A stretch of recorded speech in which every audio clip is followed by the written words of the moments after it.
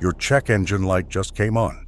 You drive to AutoZone, they plug in their scanner, read the code, clear it, and hand you back your keys. Seems simple enough, but here is what they do not tell you. That scanner did not fix anything. It just deleted the symptom. The moment you drive away, one of two things happens. Either your car's computer re-diagnoses the same fault, and that light comes right back on, or worse, you have wiped out critical data your mechanic needed to diagnose the real problem. Either way, you lose. But there is a method that has been quietly circulating among Japanese mechanics for decades. Toyota technicians use it. Honda engineers designed their service manuals around it. It does not require a single piece of equipment. No scan tool, no code reader, no laptop, nothing. Just your ignition key, your gas pedal, and knowing exactly what to do and when. This is the Japanese Engine Control Unit Reset Method, ECU. And by the end of this video, you will understand not just how to do it, but why it works, when you should use it, and maybe more importantly, when you absolutely should not. Because done wrong, this procedure can create more problems than it solves. Let's start with what you're actually dealing with when that check engine light comes on, what the ECU actually does. Your car's ECU, the engine control unit, is a computer that runs 50 to 100 million lines of code depending on the vehicle. It monitors every major system in your engine in real time, including fuel injection timing, air-to-fuel ratio, ignition timing, emissions controls, idle speed, transmission shift points, and oxygen sensor feedback loops. All of it constantly, thousands of calculations per second. When something falls outside the acceptable range, the ECU logs what technicians call a diagnostic trouble code, DTC, and illuminates the malfunction indicator lamp, MIL. That is your check engine light. There are two types of codes. Hard codes mean the fault is happening right now. Pending codes mean the fault occurred at least once, but has not been confirmed in a second drive cycle yet. Here is where it gets important. The ECU does not just store codes, it stores learned data. Over hundreds of hours of driving, your ECU has built a precise map of how your specific engine runs. It knows your fuel trim history, your idle relearn values, your oxygen sensor baseline readings, and your throttle position sensor calibration. This learned data is what allows your car to run smoothly and efficiently. It is not stored in the manufacturer's database. It is unique to your car and your driving patterns. When you wipe the ECU incorrectly, all of that accumulated learning is gone. Your car essentially forgets how to drive itself properly. This is why cars sometimes run rough, idle poorly, or shift strangely after a battery replacement. The computer is starting from scratch. Why Japan developed a non-tool method? Japan's domestic auto market is uniquely demanding. Regulations for the Japanese domestic market require vehicles to pass strict emissions inspections, called shaken inspections, every 2 years without fail. Japanese consumers expect mechanical precision. Japan also has a long culture of independent mechanics, small shops, and do-it-yourself car culture that predates modern dealership infrastructure. Toyota, Honda, Nissan, and Subaru published factory service procedures for engine control unit initialization and relearned that did not require dealer-level diagnostic equipment. These procedures were designed so trained technicians, and eventually knowledgeable owners, could reset adaptive learning values, clear emissions monitors, and run system relearns without expensive tools. The procedures made their way into the enthusiast community through Japanese automotive forums, import mechanics, and Toyota and Honda service manuals in the early 2000s. What became known informally as the Japanese method is specifically the combination of the accelerator pedal initialization procedure and the key cycle protocol. It was originally developed for Toyota vehicles and then adapted for Honda and several Subaru platforms. It is not magic, it is factory engineering.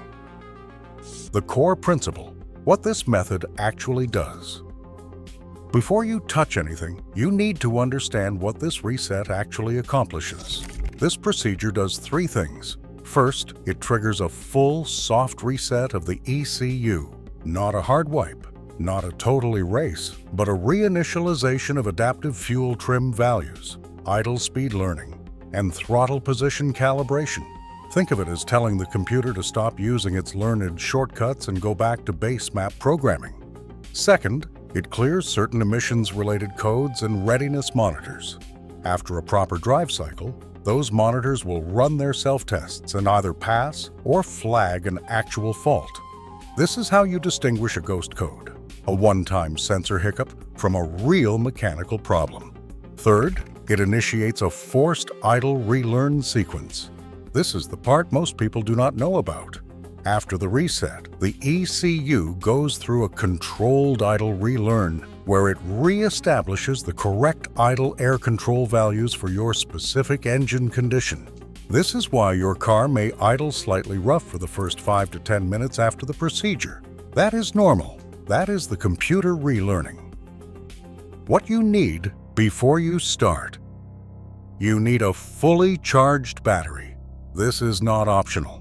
If your battery voltage drops below 11.5 volts during this procedure, the ECU initialization can fail midway, potentially triggering a false fault code or locking the throttle body calibration in a partially reset state.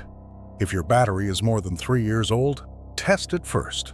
You can do this free at any AutoZone, O'Reilly, or Advance Auto Parts in under 5 minutes. You need to be on flat level ground with the parking brake set. Place the transmission in park for automatics or in first gear for manuals. The engine must be at operating temperature, which means the engine has been running for at least 5 minutes before you start the procedure. And critically, all accessories must be off. Air conditioning off, radio off, headlights off. Every electrical load you can eliminate, eliminate it. Voltage stability is essential for this to work correctly. One more thing. Write down any existing codes before you do this. If you have an OBD2 Bluetooth dongle, $15 on Amazon, plug it in and record every code the car is showing using a free app like Torque or Car Scanner. This is your before snapshot. After the reset and drive cycle, you will compare against this list to confirm which codes were real faults and which ones clear permanently. The Toyota procedure. Step by step. This is the original method, developed for Toyota but effective across most Toyota, Lexus, and Scion vehicles from roughly 1996 onward, and confirmed effective on many Honda and Subaru applications with slight modifications. Step 1. Make sure the engine is warm and running. Everything is off. Accessories, air conditioning, all of it. Step 2. With the engine running at idle, fully depress the accelerator pedal to the floor. Hold it there. Do not pump it. Do not tap it. Full depression, held firm. Step 3. While holding the pedal to the floor, turn the ignition key to the off position. The engine will shut off. Keep the pedal pressed. Step 4. Wait exactly 15 seconds. Count it out. The timing on this matters because the engine control unit, ECU, uses this window to log the initialization command. Step 5. Still holding the accelerator pedal down. Turn the ignition key back to the on position. Do not start the engine yet. Just on. You will see your dash lights illuminate. Hold this position for exactly 3 seconds. Step 6. Now this is the part most people mess up. In the next 12 seconds, fully release the pedal and then fully press it again. 5 complete cycles. Fully up and fully down counts as 1 cycle. Do 5 cycles in 12 seconds. Not rushed. Not slow. Smooth, full range of motion. 5. Step 7. After the 5th cycle, hold the pedal down again and wait 8 seconds. You are waiting for the check engine light to begin flashing. On Toyota vehicles, this flashing pattern confirms the engine control unit has entered initialization mode. Step 8. When the light begins to flash, release the pedal completely. Wait 3 seconds. Then press and hold the pedal to the floor again for 10 seconds.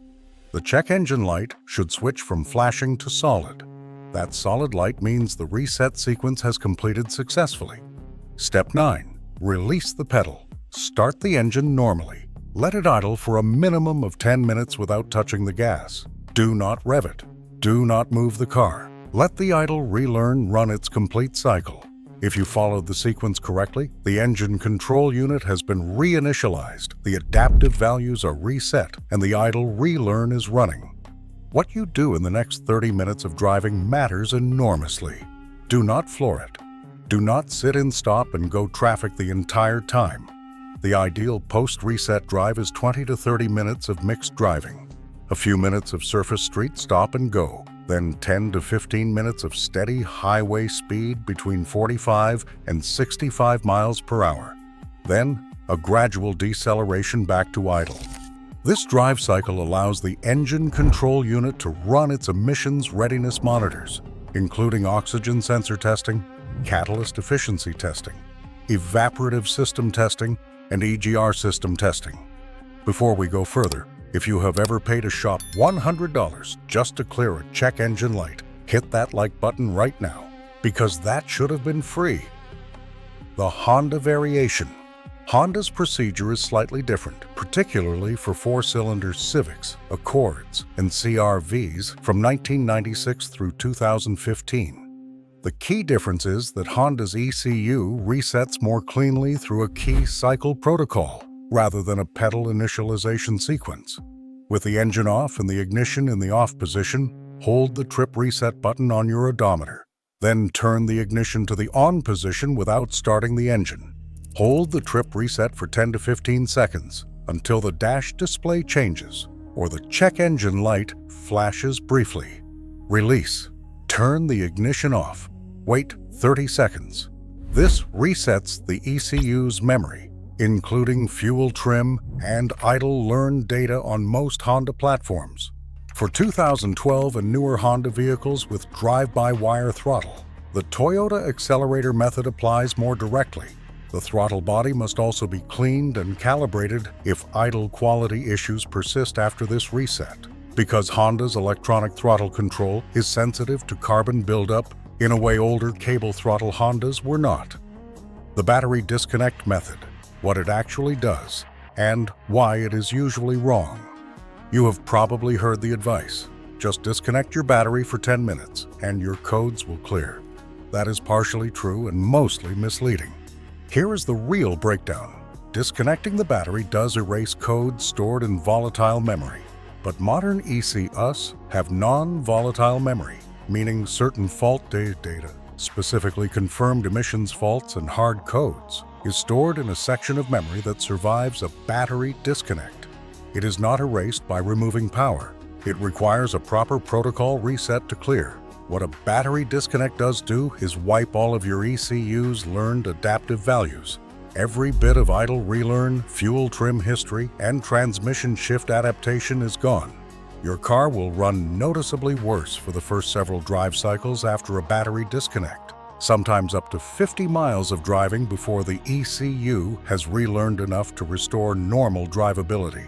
Worse, after a battery disconnect, all your emissions readiness monitors are reset to incomplete status. If you drive that car straight to a state emissions inspection, it will fail. Not because anything is broken, but because the monitors have not run their self-tests yet. In most states, an inspection station will fail your vehicle for having more than 2 incomplete monitors. You need 100 to 200 miles of mixed driving after a battery disconnect before those monitors set to ready. The Japanese method avoids this problem almost entirely. The soft ECU reset preserves more of your learned data while still triggering the necessary monitor reset and system reinitialization. When this method fixes the problem permanently. Here is the honest answer on what the Japanese engine control unit reset will genuinely solve. If your check engine light came on after a gas cap issue, a loose fuel cap, a brief sensor reading out of range from temperature extremes, a one-time misfiring event during a cold start, a brief oxygen sensor lean, or rich code after running the tank very low, or a battery voltage spike, the Japanese method will clear those codes and they will not come back. Those were not real mechanical faults. They were momentary deviations that the engine control unit logged, but that represent no underlying problem. The reset clears the log, the drive cycle confirms normal operation, and the light stays off. This method is effective at resolving rough idle or hesitation that developed after a battery replacement or disconnection, throttle response issues on Toyota and Honda drive-by-wire systems that have not been calibrated recently, and transmission shift quality degradation on vehicles where the transmission control module shares adaptive memory with the engine control unit. When this method will not help you, this is just as important.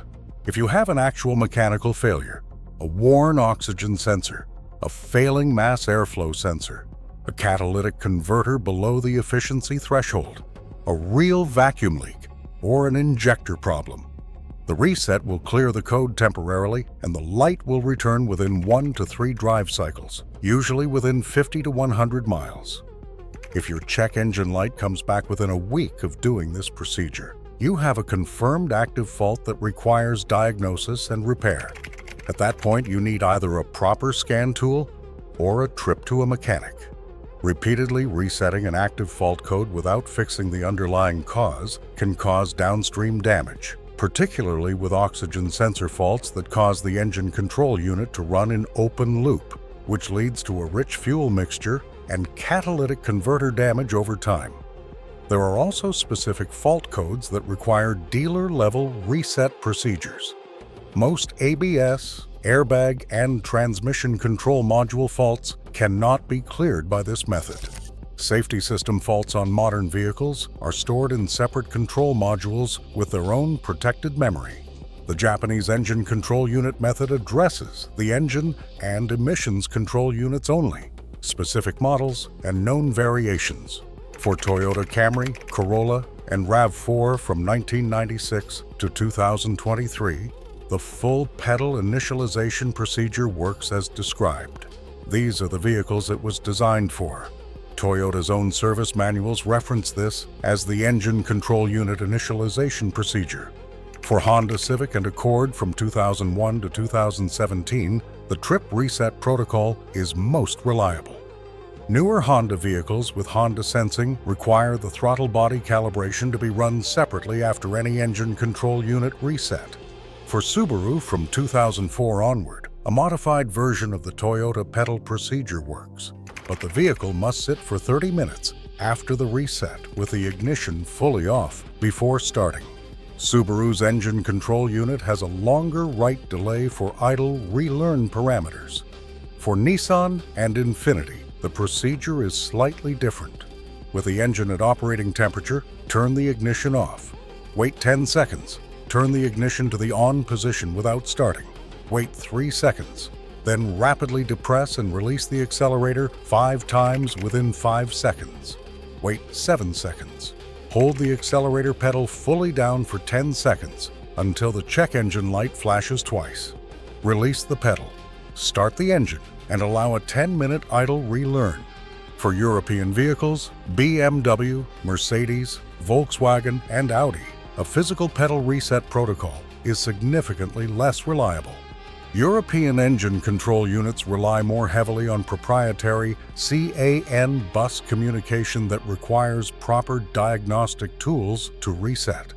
Battery disconnect is still your non-tool option for European platforms, understanding the trade-offs already discussed. The drive cycle after the reset. After any ECU reset, completing a proper OBD2 drive cycle is what tells you whether the problem is actually gone. Here is the sequence. Begin with a cold start, engine temperature below 86 degrees Fahrenheit. Start the engine and idle for 2 to 3 minutes. Accelerate steadily to 55 miles per hour and hold for 3 minutes. This runs the oxygen sensor monitor.